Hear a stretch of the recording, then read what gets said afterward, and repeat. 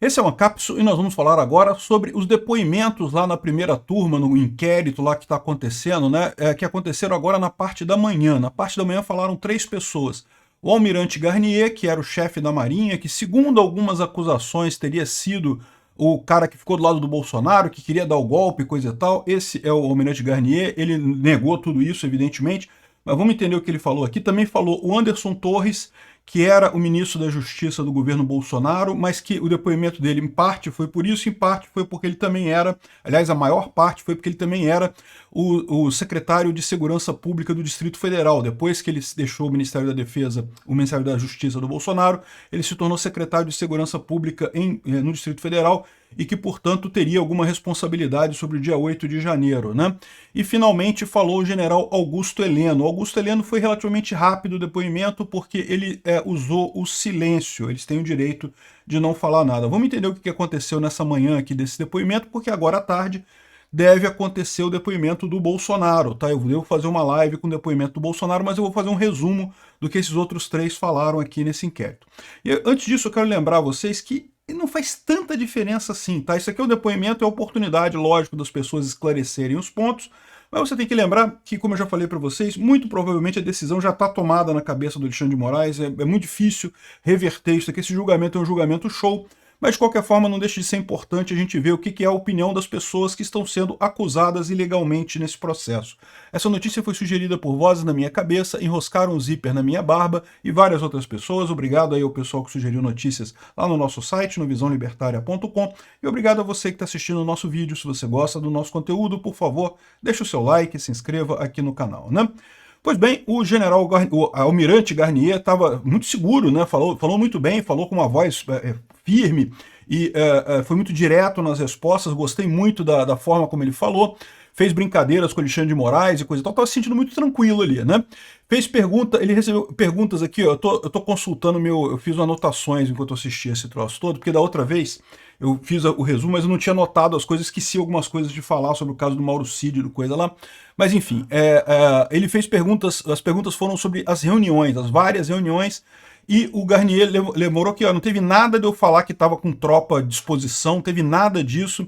Inclusive, em algum momento alguém falou que ele teria os fuzileiros de prontidão, que seriam 14 mil fuzileiros de prontidão.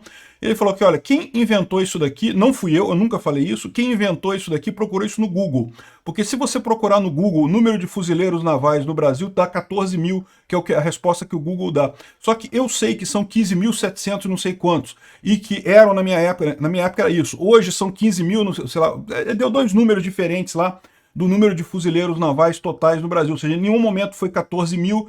Quem inventou essa história, foi a resposta dele, foi quem procurou no Google isso daqui, né? Falou, perguntaram para ele, o único ponto que teve assim demais, ele negou tudo, falou que não tinha nada disso, que ele nunca falou que estava à disposição e coisa e tal, isso é lorota, né?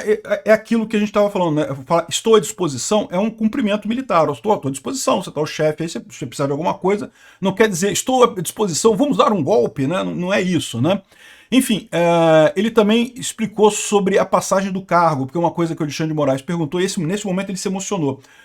Por que ele não passou o cargo para o sucessor dele, né? Todos os outros chefes militares passaram o cargo para os sucessores ainda durante o governo Bolsonaro e ele acabou não indo na passagem de cargo para o sucessor dele. E ele explicou que não teve absolutamente nada a ver com ele não gostar do novo sucessor ou de você estar reclamando de ter trocado o governo, nada disso.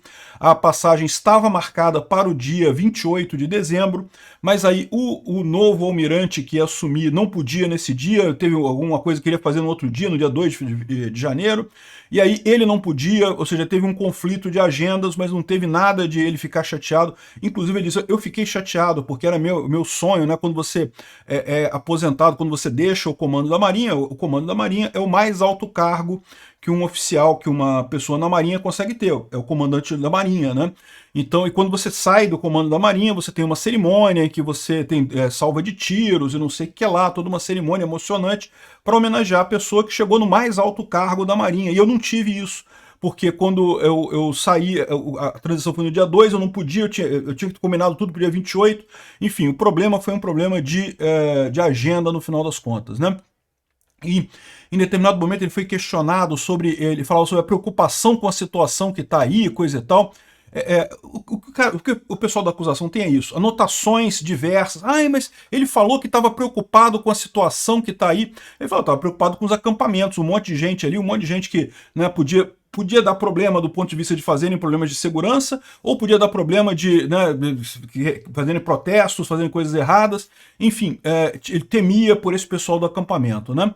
E no final das contas o Fux ainda perguntou para ele por que ele não fez nada com relação aos acampamentos quando soube do 8 de janeiro, né? Aí ele falou, ô ministro, 8 de janeiro eu já não era mais o comandante, eu deixei o comando no dia 28 de dezembro e o novo comandante assumiu no dia 2 de janeiro, ou seja, dia 8 de janeiro eu já não estava mais no comando da Marinha, não tinha mais o que eu pudesse fazer com relação a acampamento, né? Então gostei muito do depoimento dele, tá? Pareceu muito firme, muito certo do que está fazendo, muito certo que não tem problema nenhum, não tem nada de errado.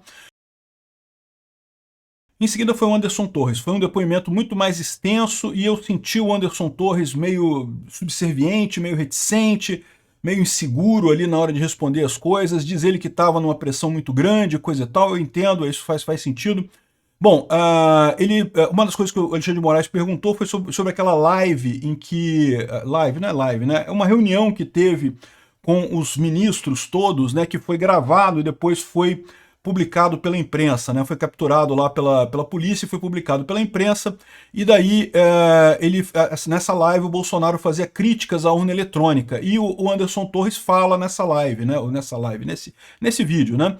E ele fala só que só leu o relatório que foi feito pelos militares, né? Os militares chegaram a fazer uma avaliação sobre a urna eletrônica, chegaram à conclusão de que não tinha fraude de nada, e ele leu esse relatório, por quê? Porque o relatório continha também algumas recomendações de melhoria. Recomendações de melhoria, né, besteira, né? Não tem nada demais nisso daí, né? Mas, enfim, esse foi a pergunta sobre aquilo ali.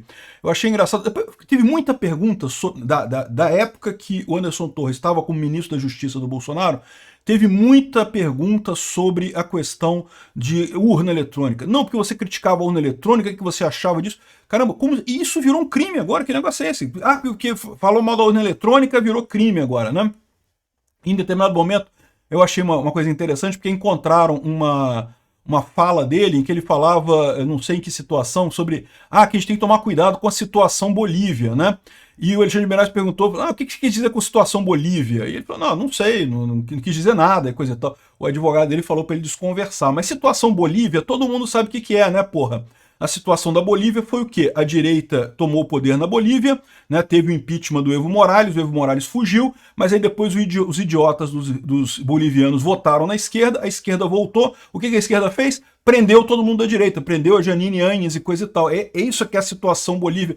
E olha que coisa curiosa, era motivo de preocupação mesmo a situação Bolívia, né, que o Anderson Torres falou em algum momento. A situação Bolívia é o que a gente está acontecendo agora. Estamos vendo isso claramente, a situação Bolívia acontecer aqui no Brasil. Exatamente a mesma coisa, né? Aí teve uma anotação dele em algum lugar em que ele falava sobre a ligação do PT com o PCC. E ele falou, olha só, eu tava... Aí o Alexandre de Moraes perguntou assim, bom, se você era ministro da Justiça e tinha uma ligação do PT com o PCC, por que você não fez esse caso, não colocou isso, né, não investigou esse tipo de coisa? Ele falou, não, ministro, você estava comentando como meramente uma pessoa preocupada porque tinha saído aquela reportagem na Veja da conversa cabulosa, né, do papo cabuloso, né, que o pessoal tinha do PT com o PCC e coisa e tal. Eu não tinha essa informação, não tinha esses indícios como algo técnico, né, mas sim como uma desconfiança minha derivada do que estava do que saiu na imprensa e coisa e tal. Aí a parte maior da coisa dele foi justamente a questão da eleição, ainda teve isso ainda. A questão de que tinha um mapa em que a Polícia Rodoviária Federal foi fazer blitz nas cidades em que tinha mais voto para o PT. E aí, o que eles usaram como prova com isso era um relatório que foi feito por uma subordinada dele para o Anderson Torres, em que mostrava indícios de fraude eleitoral. O que eram indícios de fraude eleitoral? Eram municípios em que mais de 75% dos votos foram para o mesmo partido do prefeito daquele município. Porque, como eu falei para vocês, O prefeito tem muita capilaridade, o cara consegue comprar votos, consegue angariar coisas ali, consegue convencer pessoas a votar no partido dele, né? Então, evidentemente, o Anderson Torres, esse levantamento chegou a ser feito pela subordinada dele, mas ele mesmo falou, a gente nunca usou isso para nada, eu nunca passei isso para a PRF. Ela fez esse levantamento, de fato, que apontava os municípios em que algum candidato tinha mais de 75% dos votos e era do mesmo partido que o prefeito. E adivinha, no Nordeste tinha um monte, porque o Nordeste tinha um monte de prefeitura do PT e um monte de lugares em que o Lula teve mais de 70% dos votos no primeiro turno, mas, de novo, esse mapa nunca foi usado para nada, não gerou coisa alguma, e tinha também outras prefeituras de outras situações em que o prefeito era de outro partido e que tinha dado mais votos para o outro lado também, então não foi uma perseguição ao PT, como ele estava dizendo ali, né? Aí vem a parte em que ele falou sobre a segunda parte, né, que ele era agora o secretário de segurança do Distrito Federal, né? E ele falou que já estava com operações planejadas para encerrar os acampamentos no quartel no dia 10 de janeiro. Ele tinha viajado com a família e já estava planejado a desocupação dos quartéis no dia 10 de janeiro, ele tinha feito isso. Ele disse que esperava que o governo Lula, quando entrasse, desmontasse os acampamentos, forçasse isso antes, mas como o Lula entrou e não forçou o fim dos acampamentos nos quartéis, ele estava planejando fazer isso lá em Brasília por conta de manter a lei e a ordem, coisa e tal. Aí perguntaram como é que pode você ter viajado dias antes do acontecido lá no 8 de janeiro, né? Porque realmente ficou estranho, né? Ou seja, ele era o secretário de segurança do Distrito Federal e no dia 8 foi, entre outras coisas, houve a falha de omissão do pessoal do Distrito Federal, né? E ele alega que a passagem já tinha sido comprada com muita antecedência, muito antes de qualquer outra coisa, já tinha comprado as passagens, era uma viagem que ele tinha planejado com os filhos em junho, enfim, explicou isso daí, né? E ele falou que deixou todo o protocolo das ações integradas, e aí tem um ponto interessante, porque ele falou, olha só, se tivessem seguido o protocolo que eu deixei assinado, e é um protocolo que não fui só eu que fiz, a gente se reuniu, todas as agências, incluiu o governo e coisa e tal, todo mundo assinou esse protocolo no dia 6 ou dia 5, não sei, alguns dias antes, né, antes da viagem dele, e a gente assinou esse protocolo, todo mundo se comprometendo, cada um a fazer uma coisa. Se tivessem seguido aquele protocolo, nada teria acontecido no dia 8 de janeiro. Reforça aquilo que eu falei para vocês. Muito estranho isso. Será que a Polícia Militar do Distrito Federal teve interferência também? Ou seja, deixou passar coisa por conta disso, né? Enfim, ele falou sobre também uma minuta do golpe que ele recebeu. Ele falou que um monte de ministros recebeu aquilo. Era a tal minuta do golpe que o pessoal baixou na internet. Estava circulando esse documento no Google. Você baixava aquela minuta ali e algumas pessoas imprimiram e entregaram no coisa dele. Ele nem sabia daquilo ali, nem viu aquilo ali. Só ficou sabendo que estava no meio dos papéis dele depois, porque imagina que alguém entregou para ele, mas ele nem leu aquilo ali, né? Bom, ele falou também sobre a questão da subordinação direta da Secretaria de Segurança com a PM. Ele falou que em Brasília existe uma coisa que é diferente dos outros estados da federação, em que a PM não é subordinada à Secretaria de Segurança Pública. Então, no caso do Distrito Federal, embora ele fosse o chefe da Secretaria de Segurança Pública, ele não mandava na PM. Quem mandava na PM é o governador diretamente. No caso, o Ibanez, né? Então, ele falou isso daí, ou seja, ao contrário do resto do país, a maior parte dos estados do Brasil, a polícia ela é subordinada diretamente ao secretário de Segurança Pública, mas não no Distrito Federal. Ele diz isso para ressaltar a importância de que ele não é responsável pelo que aconteceu ali, pelas falhas que aconteceram, né? Ele falou também que com relação à transição, ele fez toda a transição imediatamente, não teve nenhum problema em passar o Ministério da Justiça para o Flávio Dino e coisa e tal, não teve nada que impedisse nisso daí. E no final ele pediu a palavra e falou, ó, me chamou muita atenção a facilidade com que os manifestantes entraram no Palácio do Planalto. Pois é, exatamente. É uma coisa que eu sempre me pergunto também. Foi muito fácil. O governo, o Palácio do Planalto, ele falou assim, não, você sabe que no Palácio do Planalto tem um monte de policiais, de militares que ficam ali no subsolo, ali na parte de baixo. Não se consegue entrar fácil no Palácio do Planalto. Chamou muita atenção a facilidade com que entraram no Palácio do Planalto. É lógico que o advogado ele aconselhou ele a não fazer acusação diretamente, mas está subentendida a acusação, né? Ou seja, queriam o que aconteceu no dia 8 de janeiro. É isso, a verdade é essa, né? Bom, por fim teve o general Heleno, né? O general Heleno, peraí, deixa eu achar uma coisa aqui. Pronto, general Heleno. O general Heleno disse que ia fazer direito ao uso de silêncio, ou seja, que não ia responder as perguntas do Alexandre de Moraes nem de mais ninguém, só do advogado dele, né? Então, o general, o Alexandre de Moraes falou as perguntas que ele faria para ele, perguntou sobre a live das urnas eletrônicas. A live, entenda, é aquela reunião que depois foi transmitida, né, depois foi publicada pela imprensa. Não era live, não foi público aquilo, era um evento fechado, né? E ele disse que, bom, aí ele não respondeu nada aqui. Mais adiante ele vai falar como respondendo para os advogados dele, né? Teve a pergunta das urnas eletrônicas, se ele usou a BIM para fake news, se tinha um caderno, parece agenda do golpe, não sei o que lá, caderno do golpe, que seria onde ele tinha anotado algumas coisas que, segundo estavam dizendo, é o planejamento de um golpe. E, de novo, ele falou que aquele não é planejamento nenhum, é um caderno que ele usava para anotações aleatórias. Bom, ele perguntou sobre a questão da live, mais uma vez, né, sobre um negócio de... o advogado perguntando agora, né? O advogado perguntou, aí as perguntas do advogado ele respondeu. Com certeza já tinha treinado com o advogado antes. E o que ele quis dizer na reunião lá, quando ele falou que tinha que acompanhar o pessoal, tinha que saber o que estava acontecendo, ele falou que a preocupação dele era a segurança do Bolsonaro nas eleições. Em 2018 já teve uma facada, então como presidente do GSI, ele estava preocupado de ter violência contra Bolsonaro novamente dessa vez. Então era isso que ele queria dizer com acompanhar a situação dos partidos nas eleições e coisa e tal. E quando o Bolsonaro falou para ele assim, mas é melhor de falar isso depois em particular, não vamos falar isso aqui agora. Ele falou, justamente porque é a segurança do presidente que estava em risco ali, né? Falaram sobre algo de infiltrar na BIM, né? E ele falou que infiltrar a BIM em algum lugar. Ele falou, não, esse negócio de infiltrar até existe, é verdade, mas isso é uma coisa que não é impossível em prazo curto, né? Infiltrar é verdade, você consegue infiltrar agentes secretos em várias organizações, mas ninguém infiltra de um dia para o outro, ninguém infiltra de setembro para dezembro, não existe isso, né? Infiltração você faz com muita antecedência e depois só usa o cara mais adiante, né? E sobre todos os resultados que eram gerados pela BIM, isso gerava um relatório gerente que até o TSE e o TRE recebiam esse relatório, o próprio ministro Alexandre de Moraes recebeu esse relatório, coisa e tal.